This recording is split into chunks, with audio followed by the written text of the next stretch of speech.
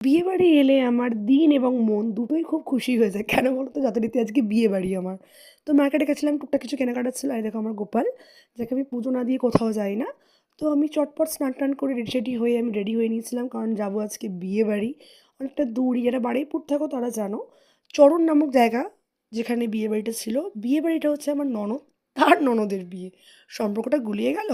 পরে ক্লিয়ার করছি। এই দেখো, যার কথা বলছি তার বিয়ে। সে অলরেডি বিয়েতে বসেও গিয়েছে এবং বিয়েটা হয়েও গিয়েছে প্রায়। তো সেই রাত্রে থেকে আমরা পরের দিন চলে এসেছিলাম সকাল সকাল, কারণ পরের দিন ছিল মঙ্গলবার। যথারীতি বজরংবলীর পুজো, তাই পুজো সেরে নিয়েছি। এই দেখো একটা ফটো শেয়ার করলাম কতগুলো, আমার ননদ, যার ননদের বিয়েতে আমি গেছিলাম। এটা আমার নিজের ননদ। তো আর এই দেখো আমার বর, যার সাথে আমি ফটো তুলেছিলাম। ফটো তুলতে একদমই ভালোবাসে না, জোর জার করে ফটো তোলানো হয়। আর এই দেখো বিয়ের কিছু ভিডিও তোমার সাথে শেয়ার করলাম। তোমরা কিন্তু অবশ্যই জানাবে আমাকে যে তোমাদের ভিডিওগুলো কেমন লাগছে। কমেন্ট বক্সে কিন্তু কমেন্ট করতে তোমরা ভুলো না। আর অবশ্যই আমার চ্যানেলটা